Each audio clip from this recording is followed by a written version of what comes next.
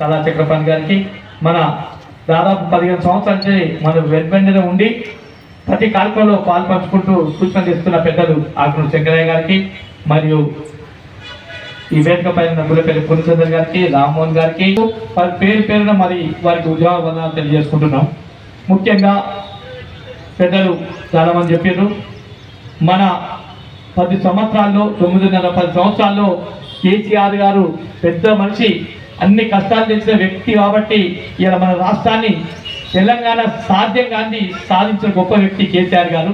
ఆ కష్టాలు మరవాలంటే ఏ కార్మికులకు ఏ వేతనాలు ఇవ్వాలి, ఏ కార్మికులు ఏ వర్గానికి ఎట్లు ఇవ్వాలని చెప్పి సిరిసిల్ల ఆకలి చావుల మధ్యలో విడదీస్తున్న తరుణంలో పిలుచుకొని ఖచ్చితంగా కార్మికులు సుఖ సంతోషాలతో ఉండాలని చెప్పి ఆనాడు కూలి 8,000 పడ్డదాన్ని ఇవాళ 16,000 నుంచి 20,000 చేసిన గొప్ప వ్యక్తి అంటే పెద్ద కేసీఆర్ గారు.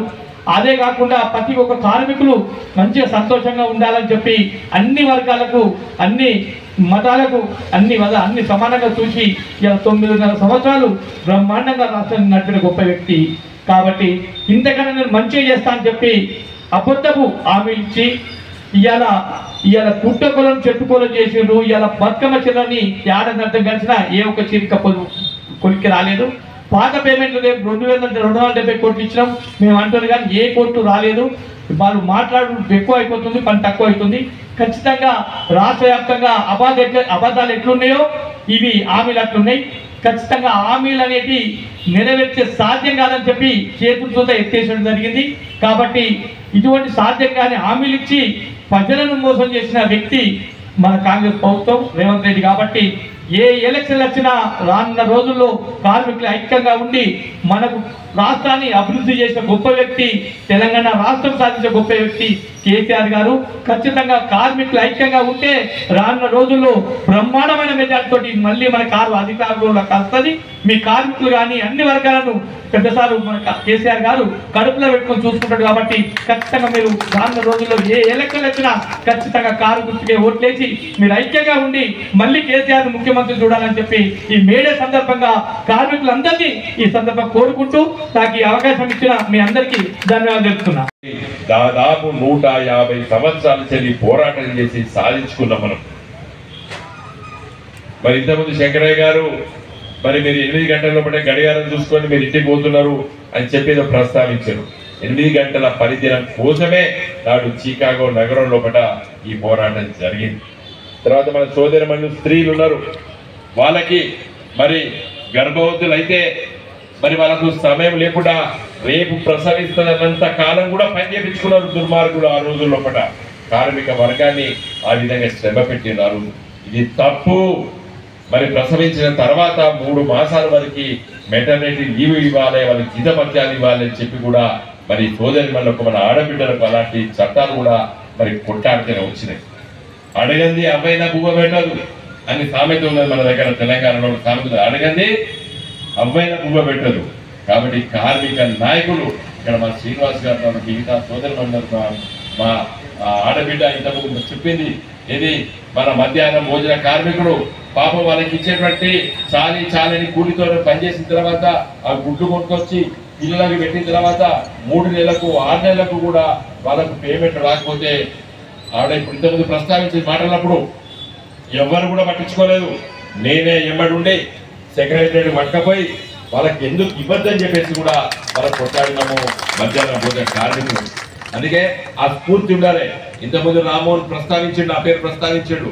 కార్మిక పక్షం డెఫినెట్ గా నేను వకీలుగా ఉన్నప్పుడు, నేను వరంగల్లో కోర్టులో పనిచేసినప్పుడు, హైకోర్టులో పనిచేసినప్పుడు నేను చాలా సమస్యల పైన నేను కార్మిక వర్గం వైపు నేను ఆలోచించాను. ఇప్పుడు కాదు, దాదాపు 30-40 ఏళ్ల క్రితం నేను విద్యార్థి రాజకీయాల నుండి నేను ఆనాటి నుండి కూడా కార్మికుడు తమ శ్రమ దోపిడీ జరుగుతున్నది. నేను ఒకటే క్లుప్తంగా చెప్పి ముగిస్తాను. నేను ఈ మధ్య కాలంలో కూడా మరి మా మిత్రులు ఎంతమంది నేను అందరికి పంపించినాను. ఆంధ్రజ్యోతి లోపల నేను ఒక వ్యాసం రాసినాను, బ్రహ్మాండంగా పత్రికలు చాలా మంది చదివినది. ఏం చెప్పినంటే ఇది నేను చెప్పే ముచ్చట కాదు.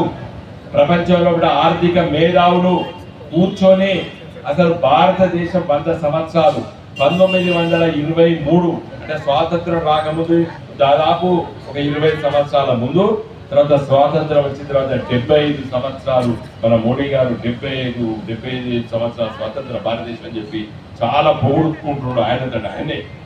కాబట్టి ఈ 100 సంవత్సరాలు భారతదేశంలో ఏ మార్పులు జరిగాయని చెప్పి పెద్ద పెద్ద మేధా శక్తి ఉన్నటువంటి ఆర్థికవేత్తలు వాళ్ళు రచించినటువంటి గ్రంథంలో ఏం చెప్పారంటే disparities among the rich and poor చాలా వ్యత్యాసం పెరుగుతున్నది, చాలా పెరుగుతున్నది.